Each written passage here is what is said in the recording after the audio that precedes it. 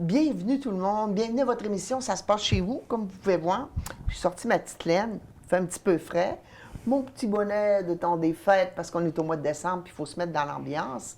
Et puis là, on va être dans l'ambiance Charlevoix. On va parler de mobilité Charlevoix, on va parler de Croque-Ton Charlevoix, puis on va parler de Maison-Mère en Charlevoix. Donc, je reçois 3 invités très dynamiques qui vont nous présenter des choses intéressantes d'ici la fin de l'année.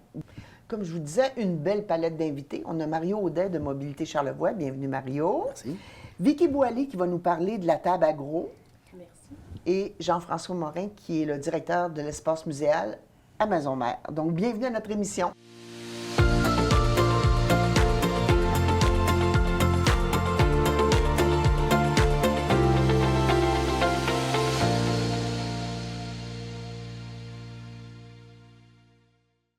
Nous recevons Mario Audet. Ça me fait plaisir, Mario. On a su un petit peu plus ton parcours. C'est un homme qui a plusieurs vies professionnelles.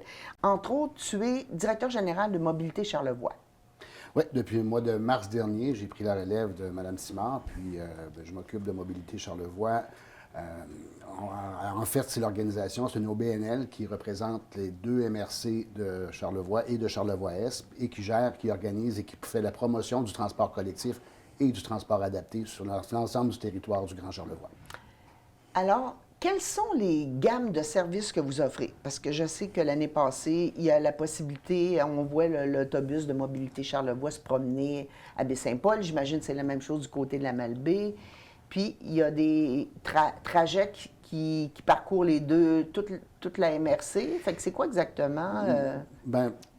Au départ, je vais dire qu'on sépare mobilité collective et transport adapté, dans le sens qu'on a le transport adapté qui sert vraiment pour les gens qui ont des problèmes de mobilité, qui ont besoin d'aide, etc. Donc, c'est des gens qui ont souvent des conditions physiques plus difficiles. On a un transport dans chacune des 2 MRC pour s'occuper des personnes qui ont besoin du transport adapté. Pour ces personnes-là qui ont besoin de transport adapté, est-ce que... y a-t-il un horaire fixe ou c'est vraiment quelque chose qui est plus à la carte? C'est à la demande. C'est vraiment à la demande. On ne peut pas présumer que les rendez-vous médicaux ou les activités sociales, etc., sont tous lus en même temps. Donc, finalement, c'est vraiment beaucoup à la demande que ça se passe. Ça, c'est un volet très important de nos opérations. L'autre volet, c'est, comme vous l'avez dit, un autre type de transport. Il y a le transport inter-MRC. Donc, on relie les villes de Clermont-la-Malbaie à Baie-Saint-Paul par 2 circuits, un empruntant la 362, qu'on appelle l'Interfleuve, et l'autre empruntant la 138, Intermont, à deux allers-retours par jour pour permettre la mobilité entre les 2 MRC. Et à l'intérieur des villes-centres, que j'appelle, donc la Baie-Saint-Paul ainsi que la Malbaie et Clermont, il y a aussi des autobus qui font toujours sur demande, qui font la navette pour aller reconduire les gens, mais à l'intérieur des limites de la ville de façon assez générale. Le seul trajet qui se fait sans réservation, finalement, qui est sur un horaire et sur un trajet fixe. C'est le trajet inter-MRC, donc les horaires sont vraiment déterminés avec des arrêts, un peu comme les transports qu'on voit dans les grands centres. Quand tu veux dire inter-MRC, parce que je sais qu'à Maison-Mère, il y a un point, je dirais, de départ, ou en tout cas d'arrivée. On voit l'autobus, là. Je sais que Maison-Mère a fait un petit pavillon aussi pour l'hiver, pour que les gens puissent attendre un petit peu plus... au chaud, au lieu de se faire vanter, tout ça. Donc, il y a comme un parcours défini à l'intérieur de Baie-Saint-Paul où cet autobus-là fait un circuit? Bien, l'autobus que vous voyez ici à Maison-Mère, en départ pour la Malbaie, c'est vert. L'autobus est vert. Le code de couleur, c'est pour nous aider à les retracer, pour aider la population à reconnaître un peu quel service qui est offert. Je n'avais pas remarqué ça. Les autobus verts font les inter-MRC. Les autobus roses sont à l'intérieur des MRC, des municipalités, pardon. Et de façon théorique, parce qu'on a fait quelques modifications ces derniers mois, mais il y a une autre couleur qui est plus orangée, qui se trouve à être le service qui vient des municipalités en périphérie. Je veux dire, pour être capable de rejoindre, par exemple, de ce côté-ci, Saint-Urbain à Baie-Saint-Paul ou Notre-Dame-des-Monts à la Malbaie. Donc, ça, c'est un autre type de circuit. Alors, donc, on a vraiment le circuit inter, le circuit urbain, ainsi que le circuit, ce qu'on appelle, nous, le taxibus entre nous, qui se trouve à rayonner entre la ville-centre d'une MRC et les municipalités arrondissantes.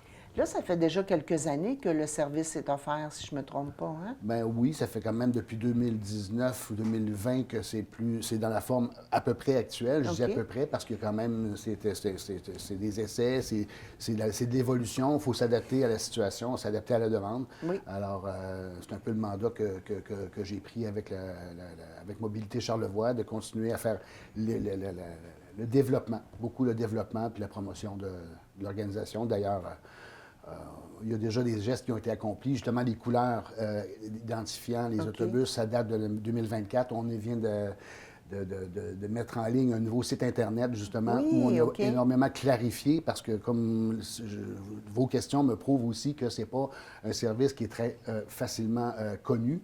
Donc, le site Internet avait pour objectif, puis je pense que c'est un objectif qui est rencontré, qui est bien atteint, de clarifier l'offre de service qu'on peut faire, soit les différentes possibilités, mais aussi les différentes limites qu'on a, parce qu'on a 7 véhicules pour 2 MRC.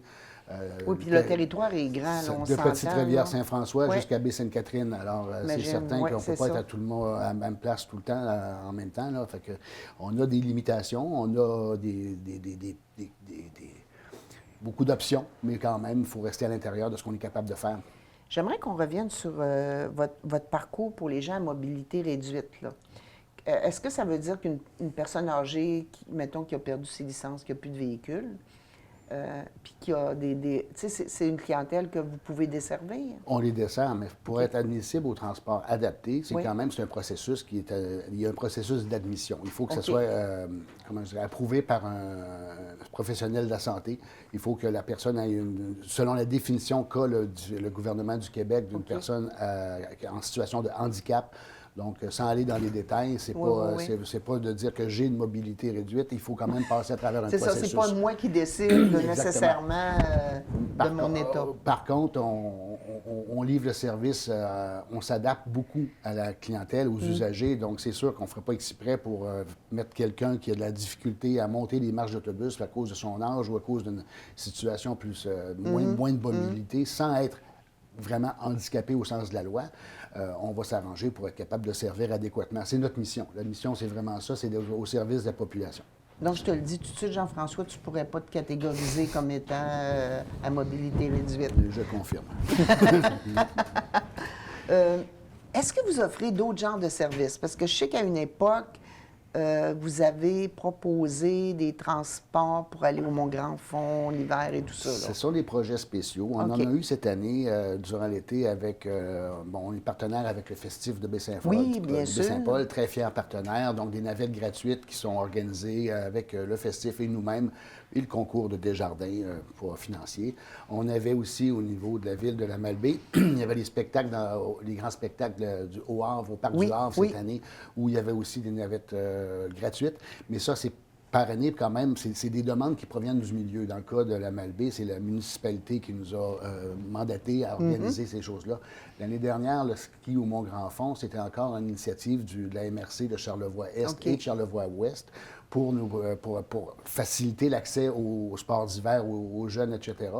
Mais cette année, il n'y a pas eu de reconduction, pas parce que c'était pas intéressant, mais plutôt parce qu'il n'y a pas eu vraiment de demande de l'interne.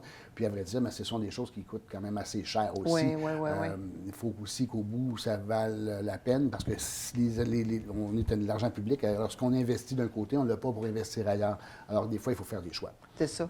Puis, comme toute chose, il faut avoir atteint une rentabilité aussi, tu sais, par rapport aux demandes, puis aux besoins de la clientèle, puis tout ça, tu sais. On est un OBNL, rentabilité, oui. En tout cas, il faut qu'on gère de façon très responsable les fonds qui nous sont confiés. Par contre, je pense que c'est pas autant le niveau de la rentabilité, autant que de dire si on fait ça, on ne peut pas faire autre chose. Donc, à un moment donné, c'est la balance des inconvénients qu'il faut regarder et savoir là où les sous sont le mieux investis au bénéfice du plus grand nombre.